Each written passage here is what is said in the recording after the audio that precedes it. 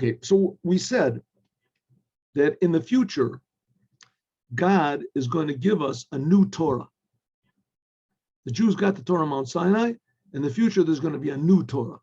Of course, this cannot be taken at face value because the Torah that was given at Sinai will never be changed and it will never be reinterpreted to imply that there are no commandments and that, Shabbat is on a certain day and that the Jewish people on Shabbat are forbidden to, do what's called the 39 works. You can't write, you can't sew, you can't plant, you can't grind, you can't, etc. This is never going to change. These are eternal. So what does it mean there's going to be a new Torah? What's it mean? So it says it means two things. First of all, there's going to be deeper and deeper insights into the Torah. Deeper and deeper revelations and meaning and inspiration in all the commandments that we do and in every word. We'll see how important every letter, every word of the Torah is.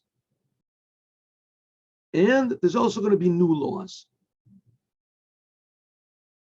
Rebbe says, oh, wait a minute, what's this new laws business? How is it going to be new laws? I thought there's not going to be any more new laws. So it says, one second. Just let me close it. So the Rebbe said, listen, it's not really new laws. These are laws which are so deeply concealed inside of the Torah that only God can reveal them. But the fact is that they were always there. And Moshiach, because he's a prophet, so he'll be the vessel for God to reveal these new ideas. But it doesn't stop there. Moshiach is going to go to the Sanhedrin. When Moshiach comes, this is the first thing Moshiach is going to do is get rid of all the enemies of Judaism. Then after that, right, there won't be any more missionaries in Israel, no more Zionists, no more all this. Then after that, the temple will be built. The temple will come down from heaven. According to most opinions, that's what we take. And then all the Jewish people, because they'll all want to do the will of God, and you can't do the will of God unless you have the temple. So all of the Jewish people will rush to the land of Israel. And then, one second, there's glare here. 1 minute, please. We're living in a real world here. Where is this thing? Long thing. Oh. All right. So all the Jews are rushed to Israel, and there'll be a Sanhedrin, there'll be the Holy Temple, and there'll be a Sanhedrin. Sanhedrin was the high court of the Jews. High court of the Jews. Right? 71 judges. And the Mashiach will come because he's going to be wise like King Solomon. And in fact, everyone is going to be wise, not to the level of the Mashiach, but they'll all be wise, especially the Jewish people. And Mashiach will explain these new laws to them, and they'll accept it. They'll accept it.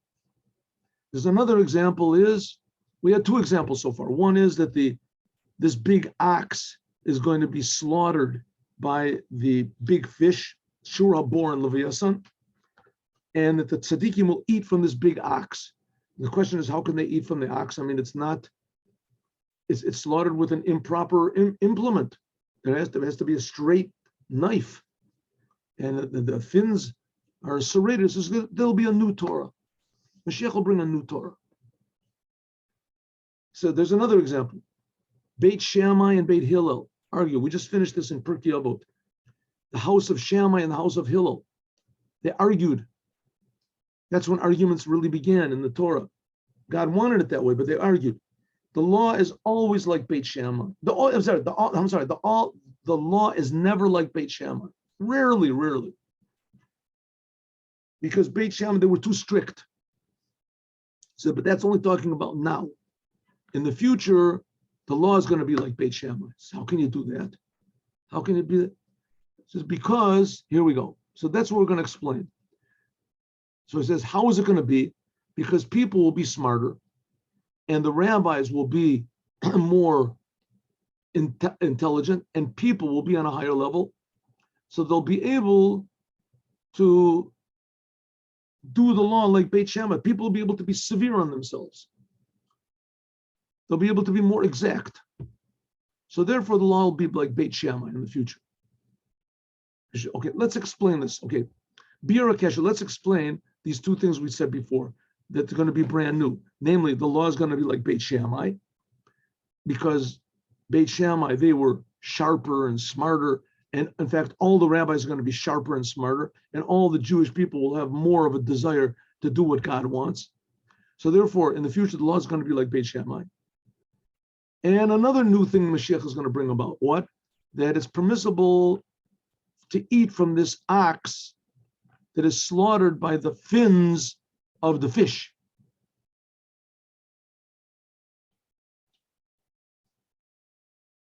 And like we said before, come on, that's what Mashiach has come. That's what we Jews have been praying for almost 2,000 years. Well, actually, I guess we've been praying for even more because the people of the Great Assembly made up the prayer. So it's like 2,400 years, something like that. Anyway, we've been praying for Mashiach to come. Please, Mashiach, come. Well, why should Mashiach come? What's wrong? Well, there's going to be a new Torah. No, what's going to be in this new Torah? It's permissible to eat from the ox that was slaughtered with a fin. What? That's what we've been waiting for, Mashiach? Oh, no, that's not all. The law is going to be like Beit Shammai. Huh? He says, oh, come on, I don't believe this. I mean, Jews have been suffering for so long just for these two things. Listen, there'll also be there'll be the Holy Temple and there'll be world peace. But that's nothing compared to these two things. Well, how can that be? What are we talking about over here?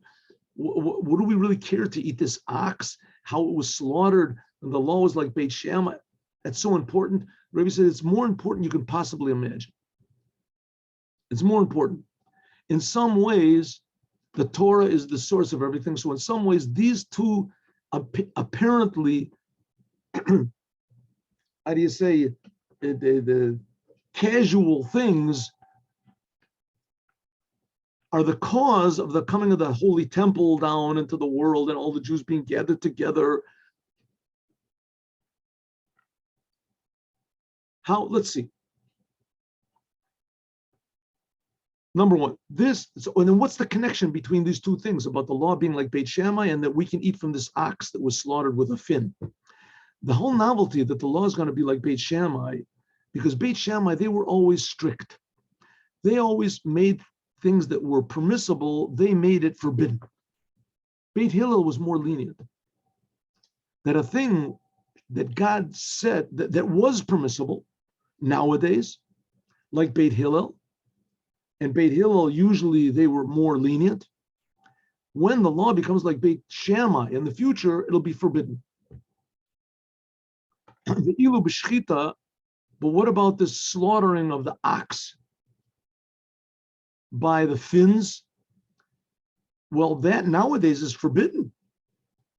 It says in the future, God is going to say it's okay. So one second, in the future, when Mashiach comes, things are going to be more strict. Oh yeah, the law is going to be like Beit Shammai. It says, well, what about this ox? So, that's going to be lenient. Why? Why is the ox lenient? Nowadays, if you slaughter an animal with a saw or a fin of a fish, right? If you get something that hard, it's not good. And in the future, it's going to be lenient. It will be good. Yes, that's right. It'll be lenient. And the law will be like Beit Shammai? Yeah, severe, that's right. How can it be? What's the connection? Number two, how can it possibly be that only in the future, these so many forbidden things, I'm sorry, how can it be in the future that there will be so many forbidden things like Beit Shammai? In the future, things are going to be more forbidden? I thought exactly the opposite. In the future, it says we won't need all these prohibitions, v'chumros. How much more so you won't have to make new things forbidden, like Beit Shammai says. You think exactly on the opposite. Then in the future, Mashiach comes, things will be more permissible, right? Things will be more free. We won't need, what's the purpose of the commandments? To draw down godliness. God will be here everywhere. God will be revealed. You won't have to have the commandments in the future, right? You won't have to have so many prohibitions, right? So well, it doesn't, no, it's not right. In the future, it's going to be more strict. The whole thing of prohibitions is to prevent any possibility that we can do something forbidden. And since in the future, let's see, level, when Mashiach comes, all the negative things will be eliminated. Like it said at Ruach HaTuma, Avir Min Haaretz, it says the spirit of impurity will be removed from the world. Lo ye'ela hosafa v'chidush Torah. The whole, there's just, our job will just be to add on more holiness. Like it says, Torah Chadasha Miti Titze. It'll be a new Torah that more things will be permissible, right? It says, no, the law is going to be like Beit Shammai, and in the future, there's going to be more things that are forbidden. How could that be? We'll see. Gimel. Let's see, in regarding to that, when we said that the Torah is going to be, the law is going to be like Beit Shammai. Sheshikul Adas, Az, Barov Chachmei Yisrael, Yakashitas Beit Shammai. What did we say before? It says that in the future, all the wise men of Israel will be smarter. They'll be more intelligent. Like Beit Shammai, it says that they were sharper. So everyone will be, all the wise men in the Sanhedrin, they'll be all sharp. They'll be very smart. So they'll see the law like Beit Shammai. We find also now another law. It says that there are some examples right in the beginning of Mishnah and Shabbat. It says they went up to the attic of a Gurion or something, and that they Hanania, and that they took a vote, and that Beit Shammai was more than Beit Hillel. It says Bo the Minyan, they came to the number, and they counted, and they saw that Beit Shammai was the majority. The law in these cases became like Beit Shammai. The Gemara continues. The day that the law, that Beit Shammai, the school of Shammai, the severe, the strict ones, that they were the majority and the law was like them, says this was like the day that the Jewish people made the golden calf.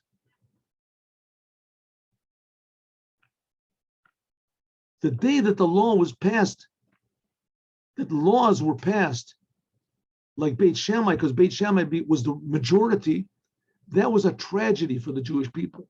It was like the day that they made the golden calf, one of the worst things that ever happened. The opposite of the whole idea of the new Torah is going to come in the future. Beit Shammai, this severity was not good. How can we say in the future the law is going to be like Beit Shammai? If the law is like Beit Shammai, that's like the day that they made the golden calf. What in the future is going to be the golden calf? What's going on over here? The Rebbe says, listen, I want to explain it. Don't get excited. Don't jump to conclusions. Yesh LeBer, we have to explain like this. What's going to be the novelty of the commandments in the day of the Mashiach? And the laws. For instance, the laws of kings, the laws of the king of the Mashiach. The Rambam, he's really the last word. He's the ultimate opinion. Nobody disagrees with the Rambam, with Maimonides. Rambam is Moses ben Maimon. He lived 800 something, 50 years ago. And he wrote this amazing 14-volume book of all the laws of Judaism. And he concludes, an incredible holy genius. There's nobody that wrote anything like that. Nothing like that. So it says right in the 14th book, in the end of the 14th book, he talks about Mashiach. Nobody talks about Mashiach. He talks about the laws of Mashiach. There's a lot of people that talk about Mashiach. But as far as the laws go, to take all these different opinions and midrashes and put them into actual law, Mashiach is going to be a human being, an actual person. There's criteria who can be the Mashiach. The Mashiach is going to do certain things. There's certain things, and we have to know what those things are. That's the whole goal of Judaism. What does the Rambam write? He writes all these details of what Mashiach is going to be. After the Rambam explains that Torah, either that the Torah testified on the Mashiach, like it says, V'shav Hashem Elokecha et Shavutcha. The Rambam says that the Mashiach is prophesied in the Torah many hundreds of times. He says the whole Torah is filled with it, he says, especially the prophets. So he continues, Rambam says, also in that chapter of the Torah which talks about Bilam, it also talks about there the prophecy that Mashiach is going to come. Now, if you know Bilam, we're going to get to this soon. Bilam, the Torah portion is called Balak. Bilam and Balak were two evil Gentiles that wanted to destroy the Jewish people, and they had the ability to, to theoretically to do it. And Bilam, he was a big cursor. He knew how to curse. He was like a fantastic cursor. It says that anyone that he cursed, anything that he cursed would be cursed, and anything that he blessed would be blessed. But for some reason, he only used his powers for cursing. So it says Bilam over there, he was paid by Balak, this king Balak, to curse the Jewish people. Balak was afraid of the Jews, so he was going to wanted them to curse them. So Bilam stands up on these mountains, and he makes all these bizarre sacrifices and things like that. And he stands there and says, okay, now I'm going to curse the Jews. Hold on. And comes out these blessings. Comes out these blessings. All over there, says the Rambam, he brings that the biggest blessing that Bilam tries to curse the Jews with, but it transforms to a blessing, is talking about Mashiach. Talks about Mashiach. And then he says, so Bilam talks about Mashiach clearly. He says King David is the first Messiah, and we're waiting for the Mashiach ben David, and etc. Then the Rambam continues. He says, and also in the cities of refuge, that's another indication for Mashiach. The cities of refuge. Now, what's the cities of refuge? If someone kills a Jew, kills another Jew by accident, there's all sorts of laws what exactly entails an accident, but he kills another Jew and unintentionally, right? There's a degree of negligence involved, but he kills another Jew accidentally, so he has to run to a city of refuge. He has to run to a city of refuge. There was no warning, whatever. He runs to a city of refuge. There were 6 cities of refuge. There was 3 in Israel and 3 on the other side of the Jordan. 6. And there's a sentence in the Torah that says, Yarchiv Hashem, if God increases your boundaries, and he gives you, then you should add on 3 more cities of refuge. There'll be 9 altogether. If God increases, says the Rambam, said there was never such a thing. The Jewish people always had 6 was the maximum of cities of refuge they had. What does it mean in the Torah? God says, and when your boundaries are increased, you should add on 3 more. God would not make a commandment for no reason. So we have to say that this commandment will be on the days of the Mashiach. Then there will be an addition, 3 more cities of refuge for people, accidental murderers. It explains in great length in other places, Shabosefa, that in this, the Rambam, he brought another proof that Mashiach is going to come from this thing of that in the days of the Mashiach, there's going to be 3 more cities of refuge, 3 more sanctuary cities for accidental murderers. That's a proof in the Torah that Mashiach is going to come. Is that Rambam brings this tells us that in the days of the Mashiach, it'll be necessary the Mashiach will be here not just because of the prophecies but also the commandments of the Torah. Not just the fact that the Torah told us there will be a Mashiach, he's going to stop the problems of the Jews and he's going to gather the Jews together, but there's going to be an actual physical law, that there'll be a new commandment, namely making 3 more cities of refuge will be when God increases our boundaries. The Mashiach says is going to come, and all the lands that God promised Abraham, we're going to get. Now we only have 7 of those lands that God promised Abraham. God promised Abraham 10 lands, so we're going to have the 3 more Then when Mashiach comes, he's going to add on these 3 lands. Then we're going to add on 3 cities of refuge, 3 cities of refuge. And since the Torah promises that in the redemption, that there's going to be a new commandment in the Torah, namely 3 more cities, is Nasa Botokif. This gives an additional power from the Torah, from the not just the prophecies of the Torah, but it'll be an actual the commandments, the how do you say, the eternalness of the commandments. The commandments will never be dissolved or eliminated. The commandments are really eternal. So if the coming of the Mashiach is part of the commandments of the Torah, 3 more cities, so the Torah, like the Rambam says, the Torah is eternal.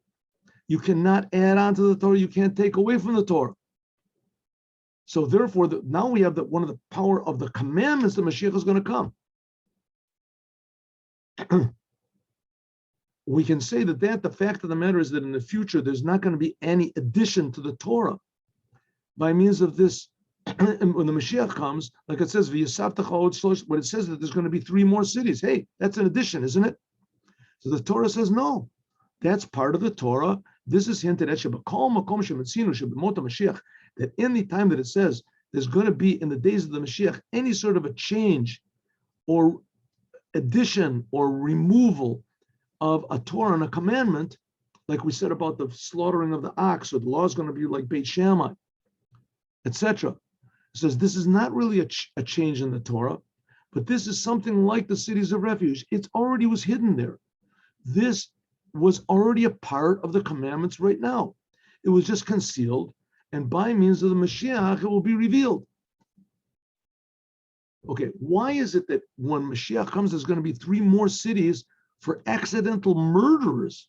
What is that? Why and what is this thing that there's going to be 3 more cities for, and it's so important, there's going to be so many murderers then in the days of the Mashiach, accidental murderers. You're going to have to add on the 6 cities that we've got now will be packed. So you're going to have to make 3 more. Not only that, what is this, the whole thing of these cities of refuge? This is seems to be the opposite of the coming of the Mashiach. The whole thing of the coming of the Mashiach is that there's not going to be any more evil in the world. And the whole thing of the 3 cities of refuge is that accidental murderers will go there. In the days of the Mashiach, there's not going to be any accidental murderers. There won't even, not even any ignorance. There won't be such a thing. There won't be any evil. And nevertheless, the Torah says, how do we know Mashiach is going to come? What's that really finalizes it?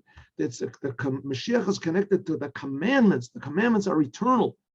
And the Mashiach is connected to the commandment. Which commandment? The commandment of adding on 3 more cities, which is going to come only in the days of the Mashiach. How can it be? It says the explanation is like this. In the Torah, there are 2 things. First of all, the Torah is what's called Chamuda Genuza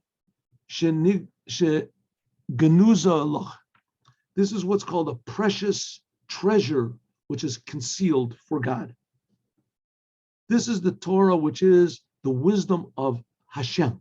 It's above the world, but it came down into the world.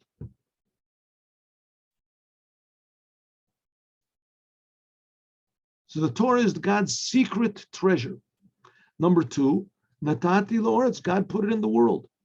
God wants the Torah to be here, and that the world should be going according to the Torah, whether we're talking about positive things or negative things. So even in more detail, the difference between the Torah and the commandments. Torah is the commandments of God. That's the wisdom of God, the will of God. The commandments, this is what we're supposed to do, how we should act in the world. And similarly in the Torah itself, learning the wisdom of the Torah, just sitting and learning the ideas of the Torah that's not relevant to deed, it's not relevant to what we call the Shulchan Aruch, just to add on ideas in the Torah and genius of the Torah. This is already the spiritual part of the Torah. But then there's also learning the Torah to know what to do. So we see there's 2 parts of the Torah, the part that's concealed and the part that's revealed, the part that's godly and the part that's worldly. When a person learns the Torah itself, so this is the difference between the revealed Torah and the hidden Torah. In the revealed part of the Torah, main thing is fixing up the world. Laws, what's permissible, what's forbidden. Therefore, it's called the tree of good and evil. That's the revealed Torah, the laws of the Torah. That's why, because the Torah is, that part of the Torah is enclosed in the physical world and telling us what's good and bad. The divide between the puzzle, usher, things that are forbidden, things that are kosher, and also even more lies, cheating. The Torah deals with this. Baba Basra, Baba Batsiya, Baba Kama. Laws of sometimes even Sanhedrin, people are sometimes laws that are crimes that are punishable by death. That's the revealed Torah, which is not the case. The hidden Torah, that's called the tree of life. There's no bad. The spirit of,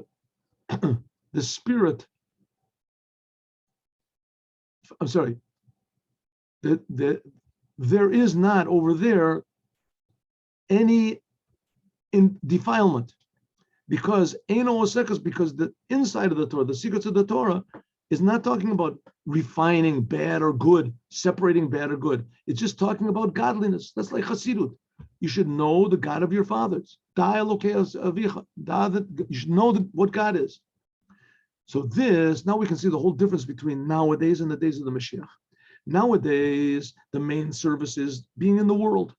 The main thing is learning the revealed part of the Torah.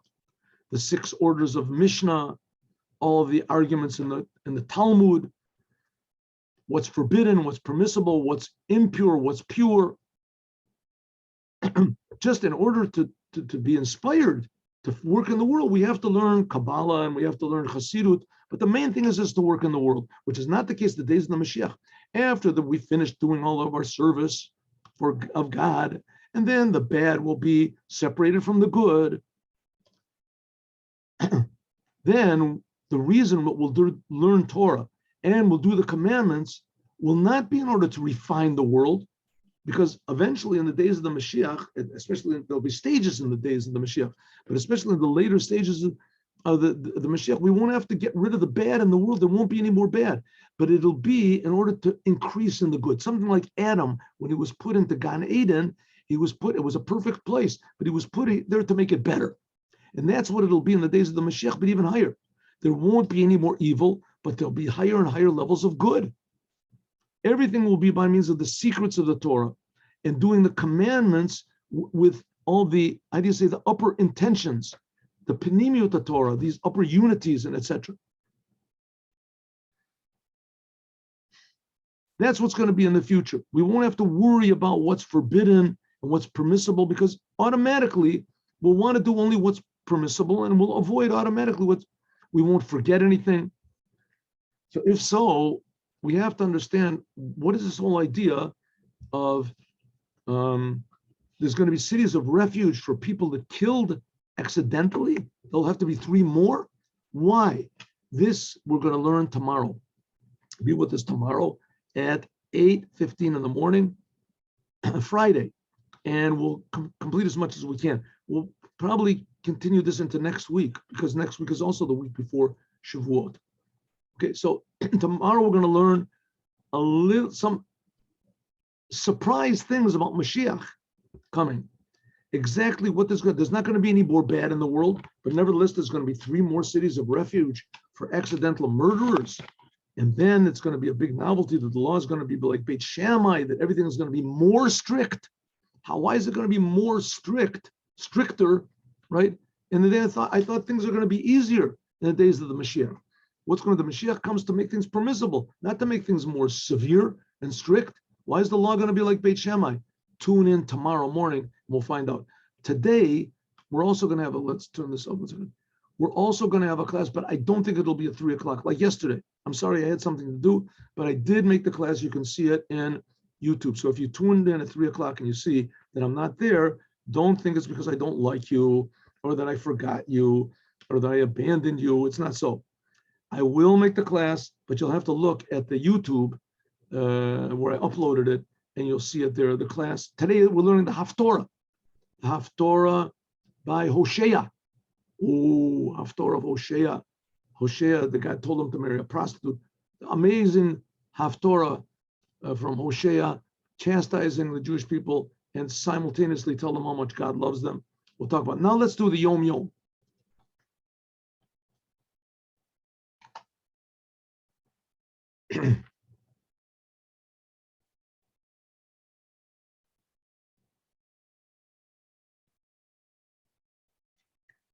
Among the Alter Rebbe's Maimorim, he said the reward of a commandment is the commandment. Right? What do you usually say? You do the Torah, you do the commandments, you go to, what's the reward? You go to heaven. Heaven is the ultimate reward. It says that could be, but that's not the real reward. That's like a consolation prize. The big reward of the commandment is the commandment itself. What does that mean? There's not going to be anything in the future. What does that mean? It says there will be in the future. You get heaven, you do all these things, but that's like, cheap thrills.